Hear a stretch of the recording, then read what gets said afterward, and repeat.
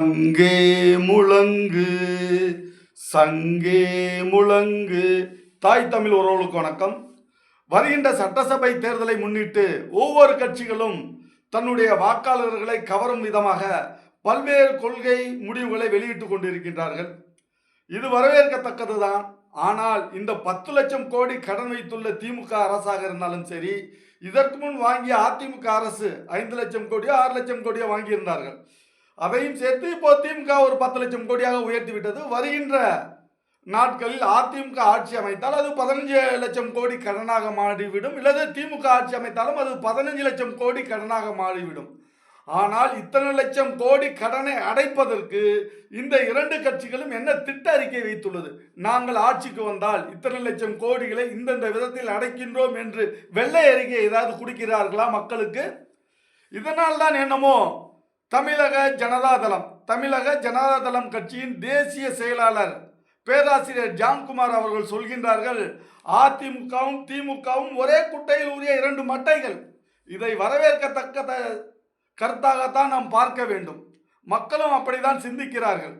திமுக அரசு பதவியேற்றவுடன் அதிமுக அமைச்சர் அவர்களுக்கு ஊழல் புகார்களை தெரிவித்து கோர்ட்டில் சென்றார்கள்.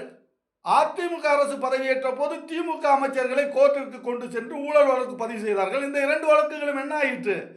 அவர்கள் ஒரு ரகசிய கள்ள தொடர்பை வைத்துக்கொண்டு நீ செய்வது போல் செய், நாங்கள் பார்த்துக் கொள்கிறோம் என்ற ஒரு திட்டத்தில் அவர்கள் செய்து கொண்டு இருக்கின்றார்கள். அதனால்தான் அவர்கள் ஒரே குட்டையில் ஊறிய 2 மட்டைகள் என்று வர்ணிக்கிறார்கள். அதை வரவேற்கத்தான் செய்ய வேண்டும். ஆகவே தமிழக மக்களாகிய நீங்கள் புதியவர்களை வரவேறுங்கள். மக்கள் தளபதி விஜய் இருக்கின்றார், அவரை ஆதரியுங்கள். முத்தமிழன் வேல்முருகன் தலைமையிலான தமிழக வாழ்வுரிமை கட்சி இருக்கின்றது, அவர்களை ஆதரியுங்கள். அல்லது உங்களுடைய மண்ணின் மைந்தர்களாக சுயேட்சை வேட்பாளர்கள் போட்டியிடுவார்கள், அவர்களை ஆதரியுங்கள்.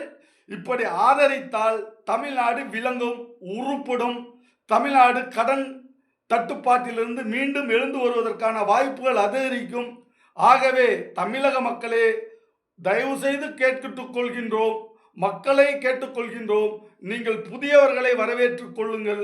அப்பொழுதுதான் தமிழ்நாடு விளங்கும், உருப்படும். இல்லை என்றால் இந்த 2 கட்சிகளும் ஒரே குட்டையில் ஊறிய மட்டைகள். ஆகவே எந்த நன்மையும் மக்களுக்கு நடைபெறாது. மேலும் மேலும் தமிழகம் கடன் சுமையில் நீடிக்கும். இதற்கு மாற்று வழி ஒன்றுமில்லை. ஆகவே மக்கள் நீங்கள் தான் சிந்தித்து ஒரு நல்ல முடிவை ஏற்படுத்தி ஒரு நல்லவர்களை ஆதரித்து ஒரு நல்ல அரசை அமைப்பதற்கு நீங்கள் முன்வர வேண்டும். வாழ்க வளமுடன்.